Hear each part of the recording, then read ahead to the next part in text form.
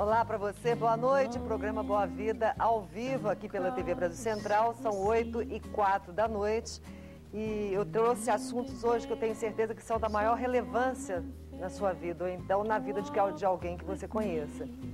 Quantas e quantas famílias passam apertadas com a dificuldade de aprendizado dos filhos ou então com a inquietude exagerada dos filhos? Quantas dúvidas esses pais têm com relação ao que fazer com essas crianças? Quanta falta de informação, pelo menos até hoje, porque o programa Boa Vida fala sobre déficit de atenção e sobre hiperatividade com uma pessoa que você vai adorar conhecer. E se você tem alguma dúvida sobre o assunto, se você tem algum questionamento sobre isso, está na hora de você resolver todas essas questões, porque o nosso convidado de hoje é o Dr. Fábio Pessoa.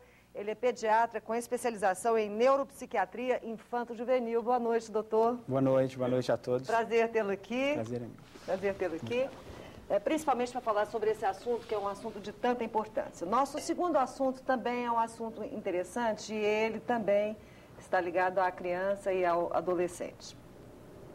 Esses dias atrás, eu não sei se você viu na mídia, uma pessoa do Conselho Tutelar tentou recolher algumas crianças da rua e aí essas crianças resistiram, não quiseram ir com ele e ele as forçou a ir no carro, né?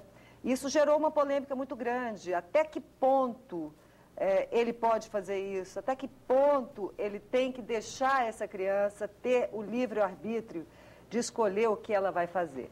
Então, nossa segunda entrevista fala sobre essas crianças que estão dormindo ao relento, que a gente vê tantas e tantas, aliás, cada vez mais ali nas imediações da 136, no centro da cidade.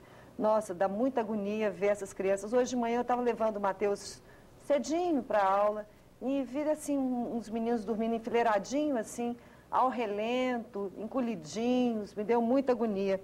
Então, nós convidamos o Edson Lucas Viana, ele é presidente do Conselho Estadual dos Direitos da Criança. Boa noite, Edson. Boa noite. Nós vamos colocar essa questão aqui. Na verdade, o motivo do Edson estar aqui, eu gostaria de saber a opinião dele sobre isso. É preciso colocar um pouco mais de força, um pouco mais... É preciso decidir por essas crianças ou elas ainda têm algum futuro se elas escolherem permanecer nas ruas. E para a gente terminar o programa de hoje, vamos relaxar um pouquinho, vamos relaxar porque é tudo tão rápido, é tudo tão estressante, a gente fica de salto o dia inteiro, a gente corre para lá, corre para cá. Então, um pouquinho de reflexologia.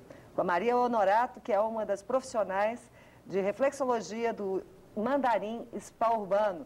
A partir do programa passado, o Mandarim é o nosso parceiro e nós vamos estar sempre mostrando aqui qual a massagem que você pode escolher. Durante o programa eu quero falar sobre o Mandarim para você saber que ali é um espaço que você vai equilibrar o seu corpo e a sua alma, o seu corpo e a sua energia, porque ficar 7 dias da semana nesse corre-corre, você acaba que começa a ficar capenga, e daqui a pouco tá cheio de cabelo branco, tá velho, enfim, vamos saber relaxar também, que é importante.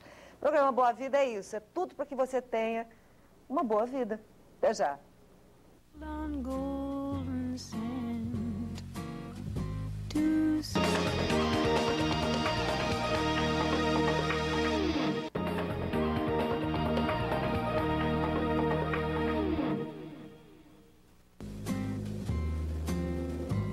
Bom, estamos de volta. Nosso primeiro assunto é déficit de atenção e hiperatividade com o pediatra com especialização em neuropsiquiatria infanto-juvenil, Dr. Fábio Pessoa.